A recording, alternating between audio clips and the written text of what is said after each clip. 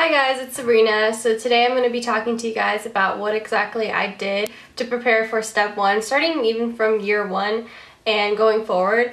So I know a lot of you guys have been requesting for a step 1 score reveal. Some people even got into a fight about it on my Instagram, which was intense. I don't want you guys to fight about it anymore. I know that some of you guys really want to know it. Some of you are saying she doesn't need to tell anyone, and I agree. It is kind of my own personal score, and I do have a right to keep it to myself, which is kind of what I want to do right now. If in the future I decide that I want to reveal it, then I'll make sure to let all you guys know. But at the moment, everyone in my school in general has been really private about their score. They just want to keep it to themselves. Some people are disappointed, some people are really happy, some people did amazing, some people didn't do as well as they hoped. But either way, they just want to keep it to themselves. So I kind of want to do the same thing and just keep that score to myself. I am proud of my score, and all I gotta say is your practice test scores do not lie. So that's all you guys need to know. I hope you still find this video helpful, even though I won't tell you my score. Just like the study techniques and what I did. These might work for you, these might not work for you, but I think they worked pretty well for me. So, number 1 big advice that I can give anyone is start Anki. If you guys have been following me for a really long time, I have been doing Anki since March of 2018. And I started doing Anki religiously like every single day in March, and I finished the 24,000 flashcards that were in my deck on December 30th actually, and that was when I was officially done. So the type of cards that I did are called Zanki. Actually, if you look on Reddit and type in like step 1 study cards or just type in Zanki, it'll come up. It is one of the most comprehensive, really good decks that I've ever used. It goes over absolutely everything. I'm pretty sure all the first aid, Pathoma, even some U-World are in those flashcards. They are so helpful. If it wasn't for Anki, I honestly don't know if I would have done as well on step 1 as I did. I loved Anki because it kept refreshing things in my mind. Like, I was doing cards I hadn't seen from like day 1 of medical school, and I was still keeping up with things and materials, and even though I hated it, you can ask Corey how much I hated it, I would do them sometimes so angrily because I'd have like 800 flashcards every single day at one point, and I was getting sick and tired of having to squeeze it into my schedule, and I felt like it would take up my study time. But now that I took step 1, I am very thankful that Corey pushed me and always kept me going. Even though there was so many days when I was like, I'm gonna quit, I am done with this, I don't want to do this anymore, he was like, no, you gotta do it. So he was right. Really thankful that he kept me going on them. It was just really helpful. I feel like by the time I had started studying for step 1, I had seen everything so many times from Anki that I was ready. It wasn't like something completely and totally new. It was stuff that I had been seeing in my flashcards, and I was just ready to tackle it and learn more. Now, I did stop Anki during step 1 and dedicated those 6 weeks. I didn't do any like Anki cards that were from the deck. I did make my own Anki cards, as you guys know, but not the ones that I had been studying all year. I kind of regret it. I think it would have been really helpful to keep brushing up and keep going through cards and reviewing, but at the same time I had no time in the day to fit them in. Corey specifically planned his day around doing them, which good for him. Probably why he got such a great score, but I just couldn't do it. I was like, I'm done. I hope that the cards that I'm studying and the information that I'm studying will be good enough for the test. Don't know if not doing Anki affected my score more or less. I was kind of burnt out in Anki, so I think it was a good idea that I stopped and just used my time wisely with other material. So 100% recommend first year medical students watching this video, start now. Start doing Anki now. Make sure you just add it into your schedule. Try to do it daily. You can calculate like how many cards you need to do a day to finish by a certain date. So we calculated and we wanted to be done by the end of December, and that was when we were done. So that's up to you, but I highly recommend it. I think because of just how much knowledge you need to know in that first one. For me it's just a year and a half, but for most people it's 2 years. You really need to keep up on it. So I started Anki about a year before I took step 1, which was crazy, but I think it's a good idea. Other than Anki, I did rewatch Sketchy Micro, Sketchy Farm, and I watched Sketchy Path once.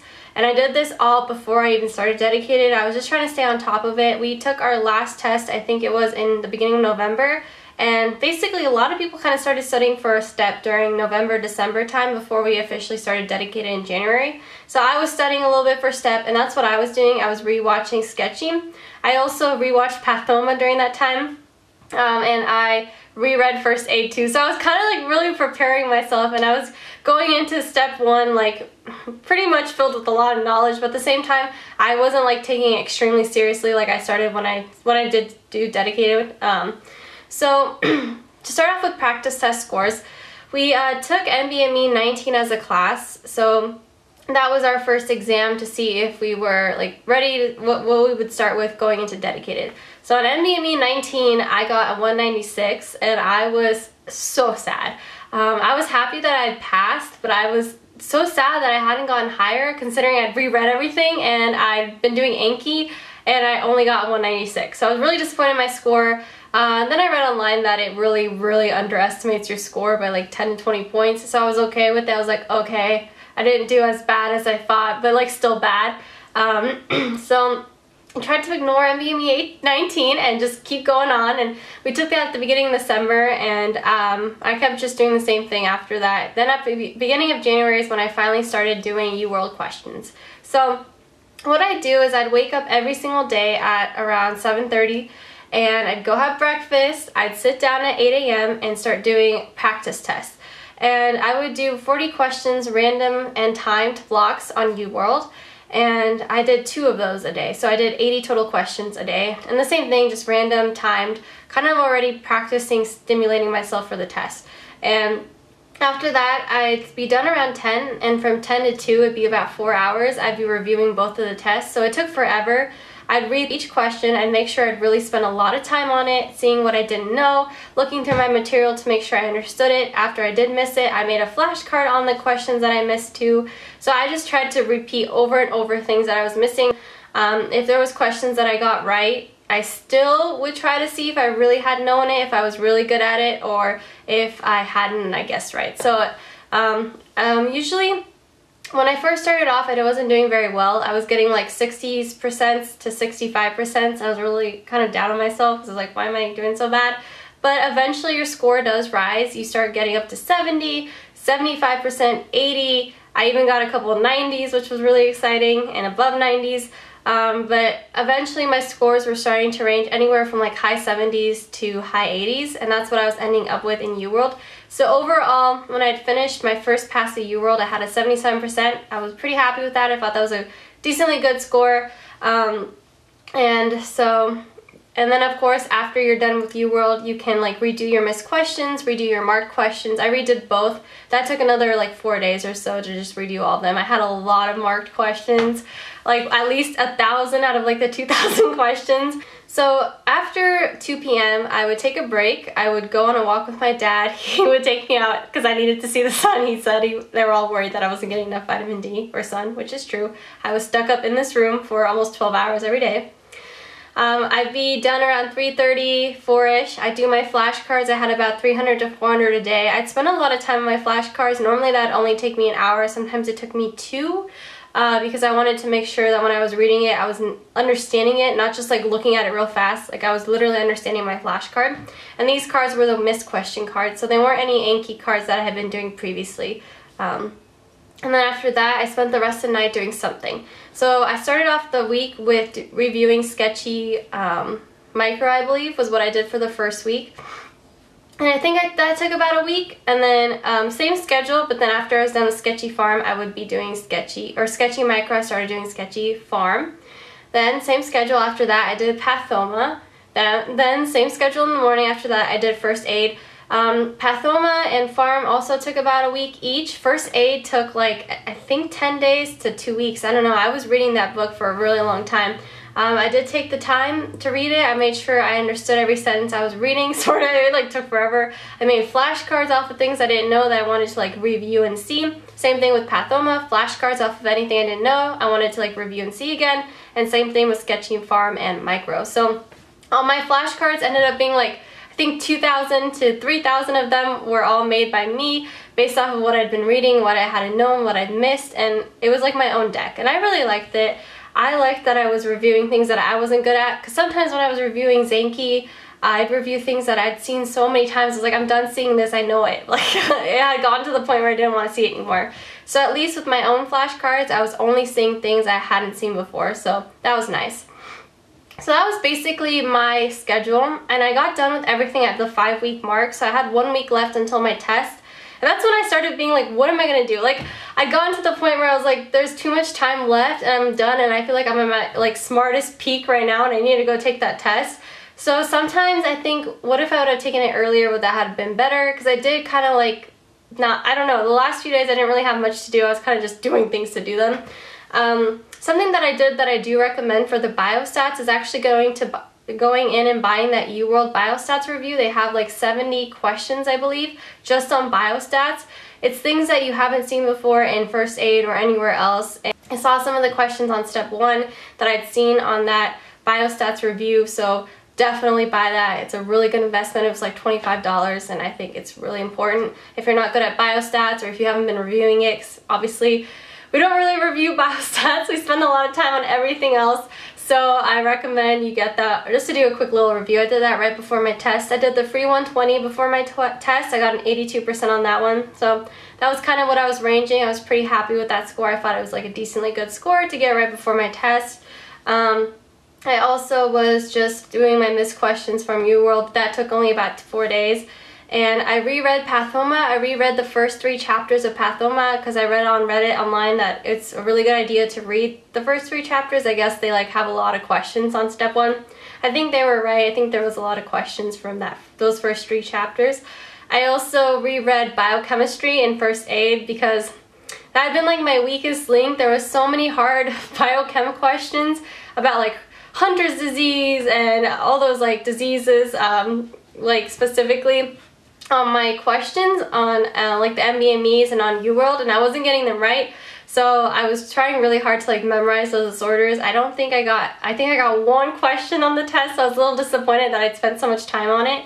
But yeah, definitely reread it. I had a lot of enzymes. Some people say that they don't really have like specific enzymes. I did, so I reread it and I thought it was a good idea to know the TCA cycle, to know like the electron transport chain, and like glycolysis, gluconeogenesis, beta oxidation was on my test, and things like that. So just know those cycles. They're probably going to show up on your test somehow. So rereading it right before was a really good idea because I was able to have it all in my brain. So that's what I recommend you do.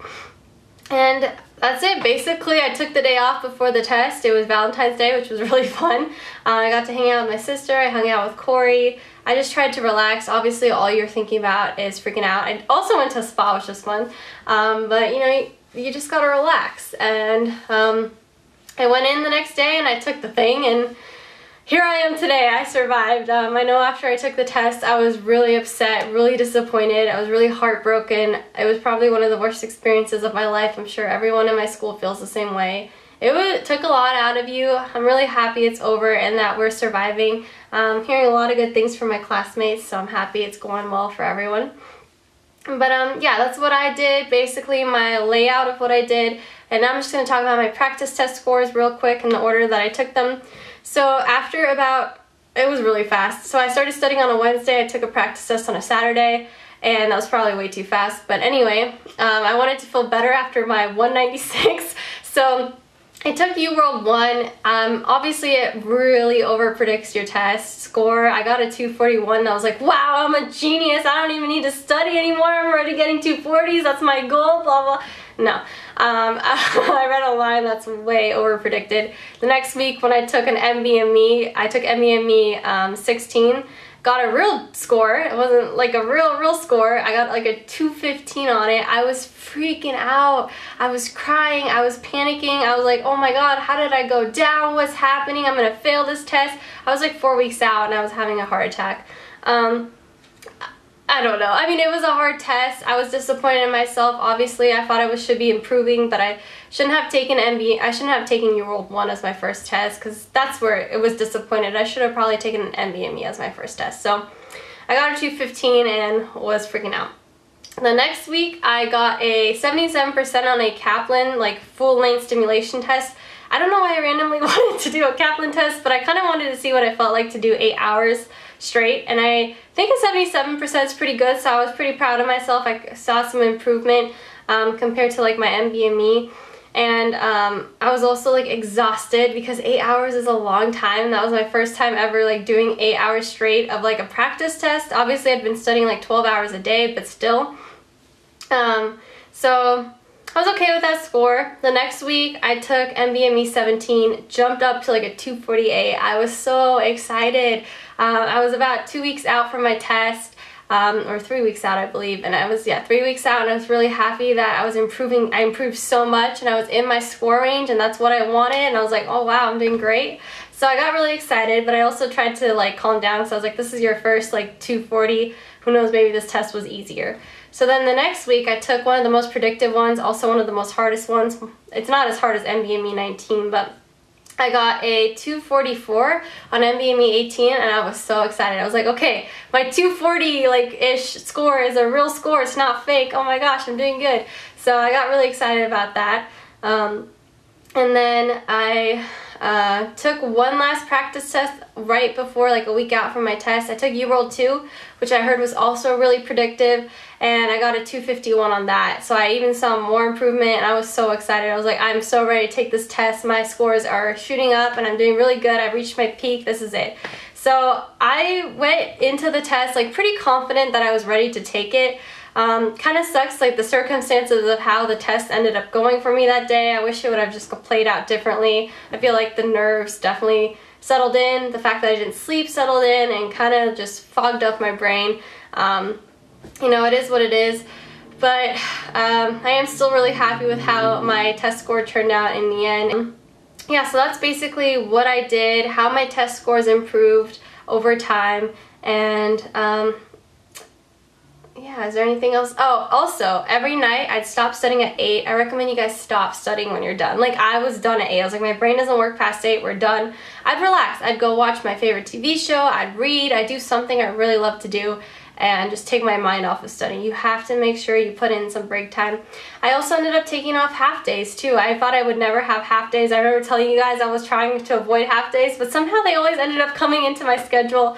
I would end up just having half days after I took a practice test. I realized that I just couldn't do it anymore after I took a practice test. I was so drained, I needed that half day. So that's when I'd take my half days. They were usually Saturday, and it was nice to just relax, and I think that overall helped me. And it also helped me grow in my practice test score, so I think it was a really good idea to have a half day. So even if you feel guilty, try to put a half day into your schedule. But I think that's all I got for you guys. Let me know if you have any questions in the comments below that I can answer more specifically about step 1. Good luck studying. I hope it goes well for you, and no matter what, you're probably going to do better than you feel. I have to tell everyone that because you're going to feel terrible after you walk out of there, but I'm sure you'll do better than you feel. So thanks so much for watching, guys. I'll see you guys soon.